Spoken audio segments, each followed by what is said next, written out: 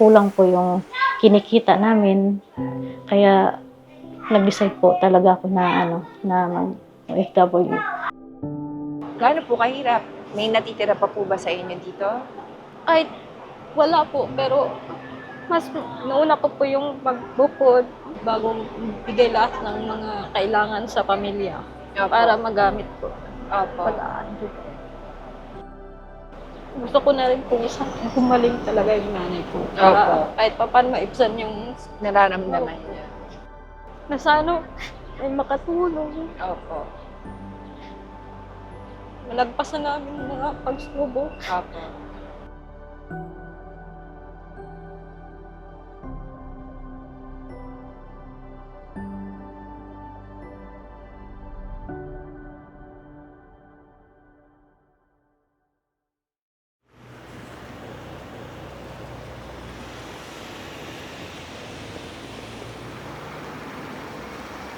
Sa buong Hong Kong ay tinatayang merong higit sa 350,000 foreign domestic helpers.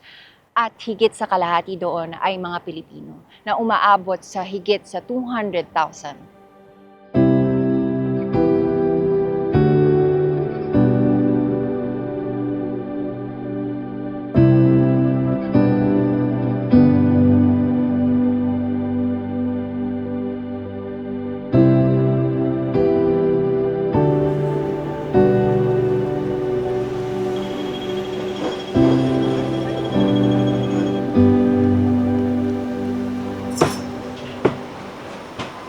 So araw-araw po, sinusundo at binahatid niyo po yung alaga niyo po.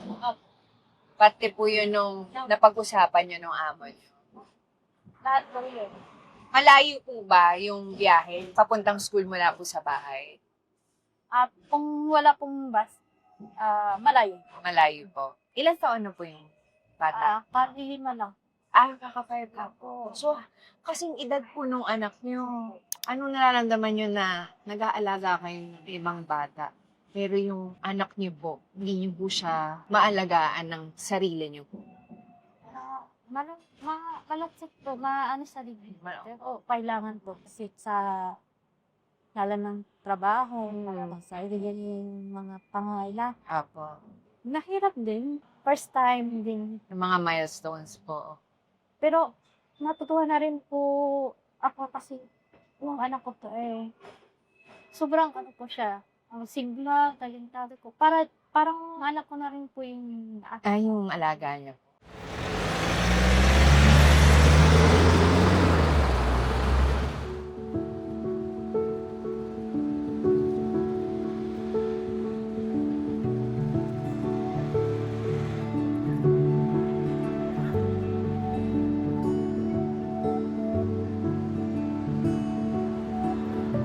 Ang cute! Bye-bye! Pogi!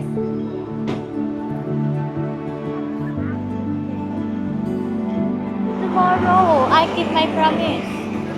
Okay? Because you have to go to Longtat, okay?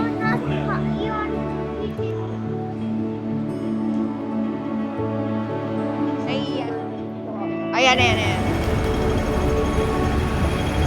Yes, pero nickname niya Andre. Or no? Sai, Andres. Andres.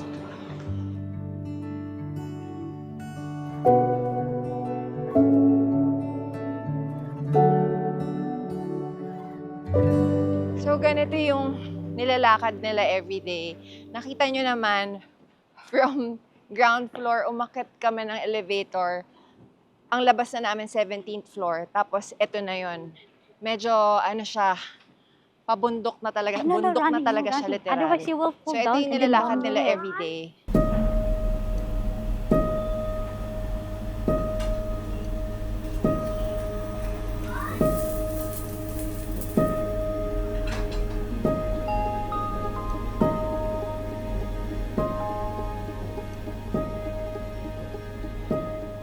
Pwede ikwento ano yung trabaho ni Daddy? Ako po, isang sales clerk po sa mall.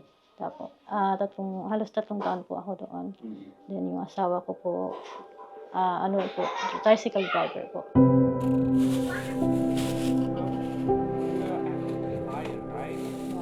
Pero meron Diyan sa may One Chair Market. Gaano po kahirap naiwan yung anak nyo na ganun pa lang po kaliit para po magtrabaho po kayo dito sa Hong Kong? Sobrang hirap po kasi syempre siya po ay iwan isa, tapos Apo. hindi mo makikita kung mag-aalaga sa kanya. Opo. Mag-aalaga man, pero paratag naman din po po. Opo. Kamag-anak din po, mag-aalaga kasi sa mga asawa ko. Pero kung ano po, sa pananampalataya po, kaya safe mo rin po. Magiging panatag na rin po ako kahit pa paano. Apo. Para makatulong, bigyan ng magandang buhay.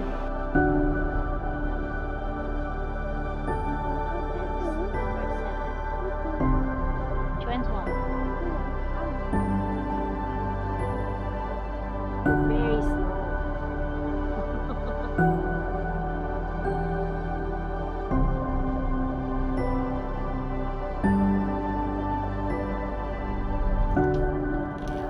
Mahirap kasi yung pagkain niya. Yeah. Kasi may allergy siya kaya. Ay, Mm, may allergy. mm. Bawal siya sa fish, ganun. Kaya ito, Puro beef, chicken. Chicken, konti pwede. lang. Konti Kasi lang. nagre-react yung He gets like allergies.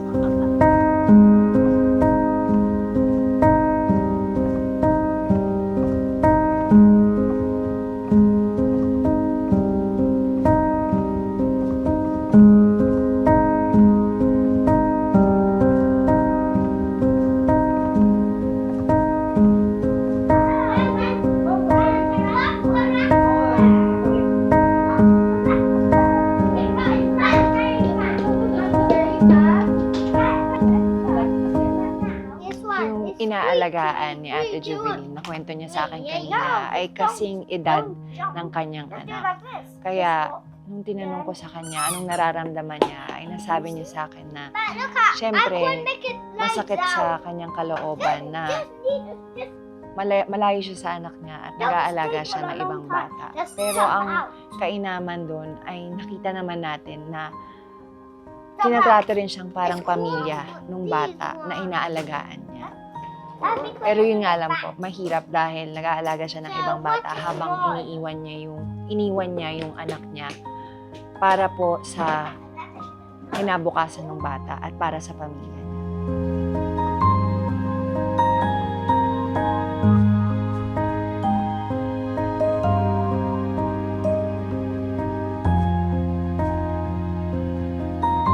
Pinili ko maging OFW po dahil gusto ko matulungan po yung pamilya ko sa probinsya at saka yung pamilya ko rin po na binuo po or mabigyan ng magandang kinabukasan yung anak ko kasi mahirap din po, kulang po yung kinikita namin, kaya nag-decide po talaga ako na mag-OFW.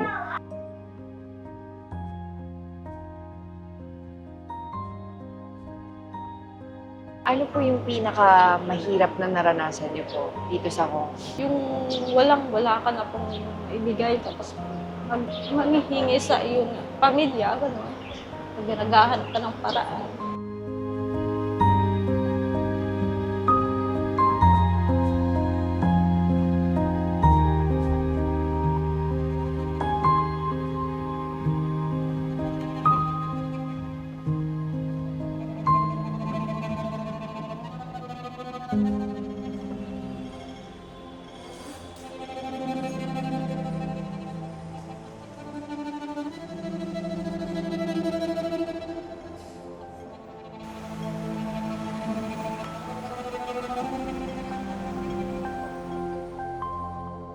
Yung sakit ng nanay.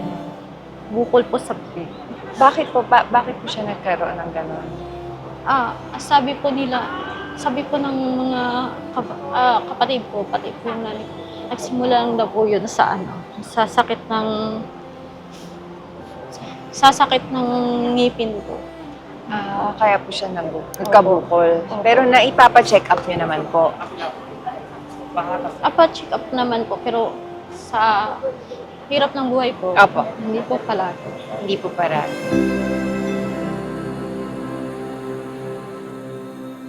Ano pong pinaghuhugutan niyo po para Manalangin lagi sa laging iuuna po. Lagi pong siya po ang lagi pong sinusumbungan ng lahat ng mga pagsubok sa buhay. Na sana ay makatulong. Opo. Malagpasan namin mga pagsubok. Opo. At lagi pong, siyempre po, lagi pong nakakatawa pa rin ang aming napuli. Kaya Yeah. doon po kami masigla, masaya. Opo. Yeah. Tsaka po, gusto ko na rin po isang gumaling talaga yung nanay ko. Opo. Kahit pa paano maibsan yung, Nararamdaman niya. kahit pa paano, yun lang naman po.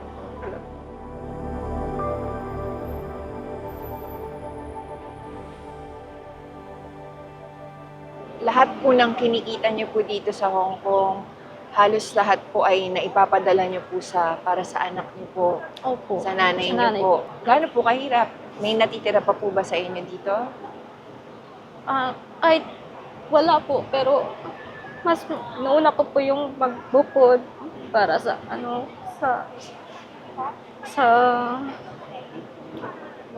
pagbukod bago bigay lahat ng mga kailangan sa pamilya para magamit po. Opo. Magaan.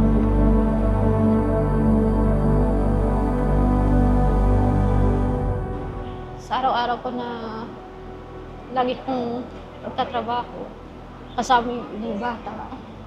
Pero, kinakaya ko. Kinakaya niyo naman po. Araw-araw naman po siya. Opo. Pero yun na nga po, 2 years na po kayo dito, so 2 years nyo na po hindi nakikita yung anak niyo po. Nagbi-video call po. Yun po ang kagandahan ngayon, ano po, dahil mayroon na pong video call. Lagi niyo po ba siyang nakakausap? Opo na. Araw-araw po. Araw. Depende po sa time po po. Hello, Sandy. Hello, Sandy. Pakabait ka. Mag-iingat ka palagi. Makikinig sa lola, okay? Huwag mong papasaway. Maging mabait ka ha. Huwag matigas ulo. Laging sumunod kay lola. Malapit na umuwi si mama. I love you. I love you, anak. Ingat ka palagi. Ano pong pangarap niyo po para sa sarili niyo po, para sa anak niyo? Kapag tapos po ng pag-aaral ng anak ko, kasama ko po muli. Tapos, tayo po ng kahit kunting negosyo, ayan. Para magpatuloy, sama-sama kami. Tapos Opo. makita ko rin po yung nanay ko na Opo. okay na po. So, kahit pa paano na okay na po yung kalagayan niya.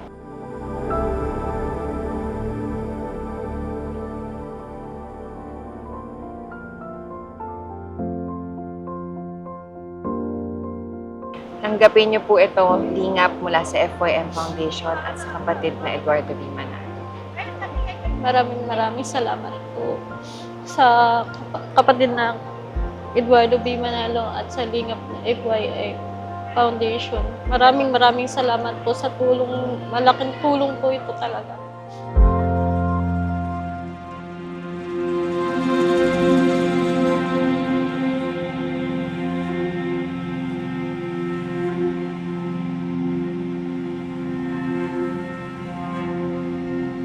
Dito tayo ngayon sa train para pumunta sa mag-repack ng mga care packages na ipapamahagi sa mga OFW.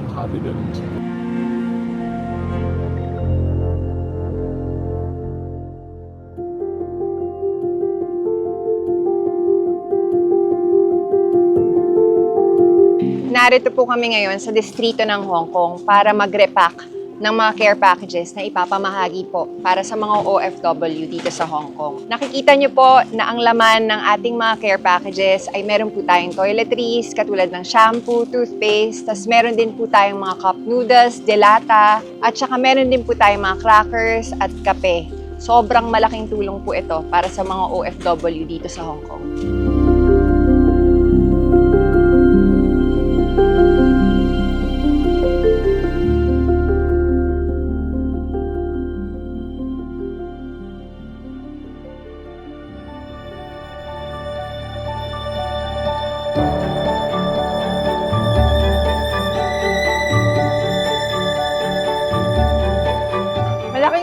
siya para sa akin, lalo na po sa isang tulad ko, na yung sinasahod ko is sapat lang na pinapadala ko para sa pamilya ko. So ito po is napakalaking tulong para sa akin. Kasi instead na yung allowance ko, ibibili ko po this week, ito na po yung para sa isang buong linggo ko. So nakatipid na po ako. Yung pong natipid ko, malaking tulong na yon, pang load ko po, pantawag ko sa pamilya ko.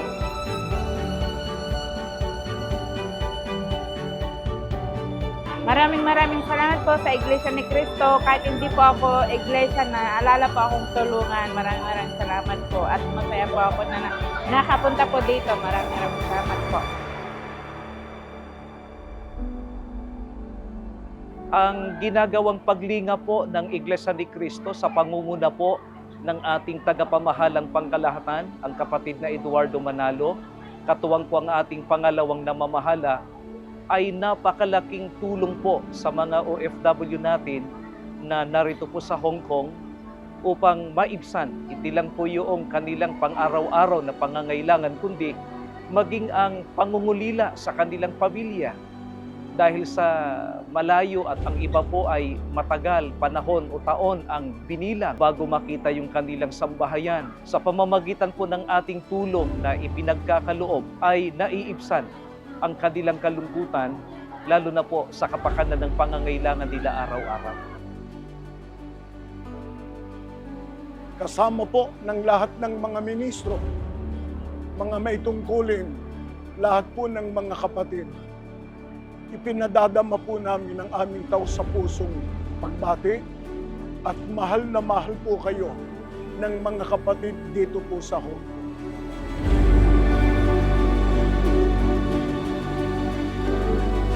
At si Ate Jubilin, inako niya yung responsibilidad ng kanyang asawa kasi yung asawa niya nagkaroon ng depresyon. So, hindi makapagtrabaho.